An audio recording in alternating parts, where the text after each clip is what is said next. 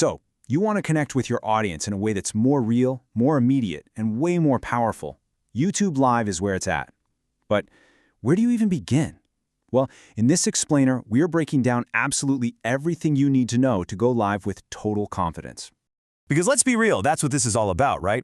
It's that raw, unfiltered, real-time connection that takes people who just watch your videos and turns them into a genuine community. So let's get you ready to hit that Go Live button and make it happen. All right, here's our game plan. First, we're going to cover the basics of just unlocking the feature. Then we'll help you figure out the best way for you to stream. After that, we'll dive into a serious game changer for reaching more viewers. We'll master the tools for interacting with your audience. And finally, we'll go over the rules you gotta know to protect your channel. Okay, first things first. Before you even start thinking about what you're gonna talk about or what fancy new gear you might need, there are two fundamental steps you have to take inside YouTube. And trust me, these are totally non-negotiable. Think of these as the two keys to the kingdom. Verifying your channel is just you telling YouTube, hey, I'm a real person. And having no restrictions, well, that shows YouTube that you can be trusted with a live audience. You can't go live without both. Period. And here's something that trips up a ton of new streamers, this 90-day rule. See, YouTube looks at your channel's recent history. This means you can't just fix an issue today and expect to go live tomorrow. You need to have a clean slate for a while, so you definitely need to plan ahead. YouTube also has a really strict age policy. You have to be at least 16 to stream on your own. Now, if you're between 13 and 15, you can stream, but you have to have an adult visibly there on camera with you the whole time. If you don't, the stream could get shut down. Okay, so you've jumped through the first hoops and your channel is unlocked. Awesome. Now for the fun part, deciding how you're actually going to stream. YouTube gives you three main options, and each one is good for different things. So, your three main choices really cover all the bases. Mobile is perfect for when you're on the go, vlogging, or just want to give a quick update. Webcam is the absolute simplest way to go live right from your desk, but if you want that pro-level quality, like for gaming with custom overlays, streaming big events, or using high-end cameras, you're going to need an encoder. That's basically just software or a piece of hardware that gives you full control over your stream. Now let's talk about a feature that is a complete and total game changer when it comes to getting discovered.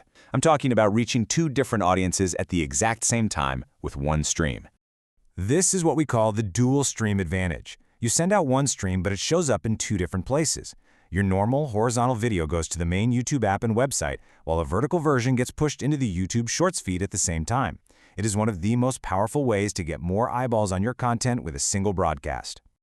And what's crazy is how easy it is to set up. You just go into your live control room, find your stream settings, and flick on the dual stream toggle. That's it. YouTube can even create the vertical version for you automatically, or if you want more control, you can provide your own separate vertical stream. Okay, so that's the big question, right? It sounds great, but there's got to be a catch. What are you giving up by doing this? And yeah, there are some pretty important trade-offs you need to be aware of. So here's the deal. The vertical live stream is your golden ticket to the Shorts feed, which is amazing for growth. But you lose some key features, like running mid-roll ads or having clickable links in your chat.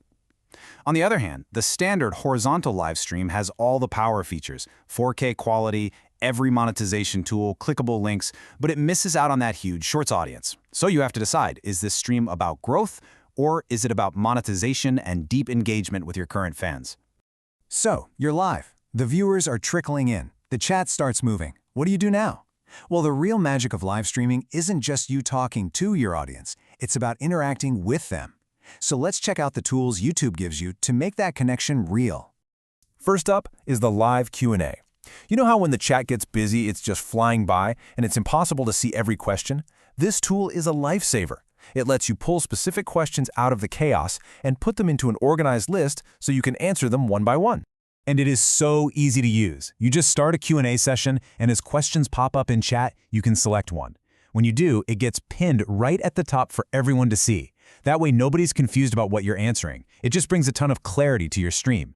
Next, we have live polls.